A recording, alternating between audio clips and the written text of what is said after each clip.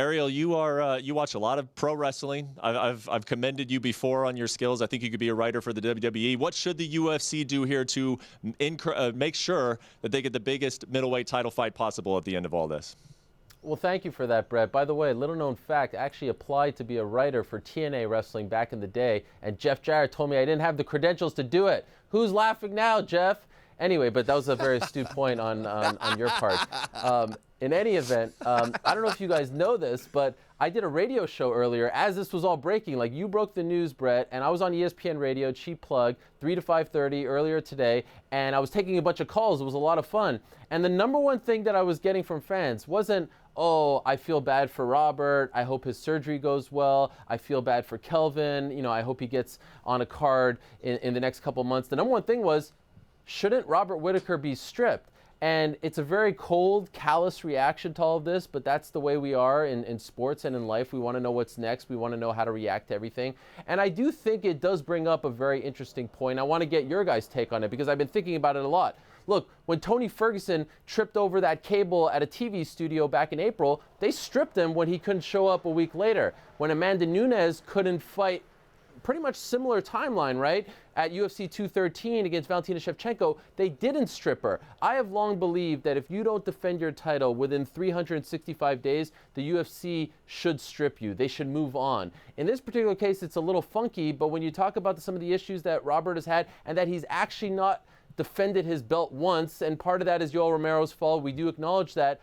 Shouldn't they just put in black and white once and for all? If you don't defend your title in X amount of time, if you pull out on the day of the fight, we are well within our rights to strip you, because I think that would then eliminate all of the speculation and, you know, doing it one way. Ferguson didn't deserve to be stripped, in my opinion. Nunes, you know, she wasn't stripped, so you're protecting her in that regard. To me, it just needs to be black and white once and for all so that we're not speculating anymore, because now I feel like, you know, after this show, I can guarantee you someone's going to say, the winner of Adesanya Silva, that guy should be, you know, fighting for an interim belt, or he should just be the middleweight champion. Brett, I'll throw it right back to you. You know, you follow this stuff as well. Like, don't you think it's high time they just put in those contracts? When you're a champion, if you're not defending it within X amount of days, we can strip you of that belt. Perhaps, absolutely. As a fan, that would be a nice thing. But if there's one thing I know about the UFC and the history of the UFC is they don't want to give that power away. They want to be able to treat things as a case-by-case basis. I mean, you bring up Tony Ferguson. I think the reason why they were quick to pull the trigger on stripping him is that, you know, everything that had gone on with Conor McGregor and how he had held up that division for so long, and they just couldn't hold up that division any longer. They wanted the ability and they wanted the freedom to then call Khabib Nurmagomedov the undisputed champion and then set up that big fight between he and Conor McGregor. So I agree with what you're saying, Ariel, but I think in a business practice, UFC probably very unlikely that they're ever going to put it in black and white what it means to be stripped as a title. Chael, what do you think about Ariel's question? Yeah, Ariel, so you said three things there, and I think they're all really important that the audience made sure they heard that. First off, it would be very cold-hearted to strip Whittaker. I agree. The other side of it is if we put it in black and white, then it's not cold-hearted. It's just the way it is. It's the architecture of the sport. And the third thing, you referenced 365 days. I fully agree with you, and that's the way that boxing used to. IBF, WBA, and WBC, that's the way they used to do it. They would call you a closet champion. If for any reason you did not step in there with 12 months, they'd strip you. I think when you put those three things together, you make a lot of sense so that it is not cold-hearted. It's just the way it is. And again, to remind you, from the NCAA to the Olympic Games, to very coveted and historical bodies, if for any reason you do not walk out in the appropriate time, you lose by forfeit.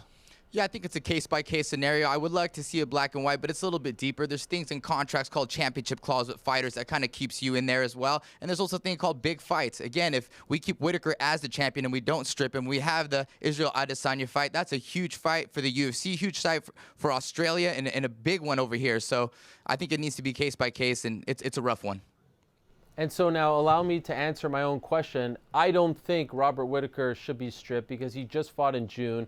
You know, I'm hearing that recovery time is around 8 to 12 weeks. If he gets another fight booked before June, I don't think he should be stripped. In fact, there's a gentleman, there's only two people in this office right now, guys. I'm actually not in Bristol, I'm in New York City, and there's only two people, me and a great man named JC. He told me that he had hernia surgery just a couple of years ago. It took him 2.5 hours under the knife, but in the end, he made a full recovery. He's riding motorcycles, he's all good. So I'd like to think that in a few weeks' time, we'll get to see this Robert Whittaker back in good spirits, and able to book a fight before June. If he can't fight before June, or at least book a fight before June, then I think it's fair for the UFC to move on and strip him of the belt. But right now, I do not think it's fair. I do not think they should strip him of the belt.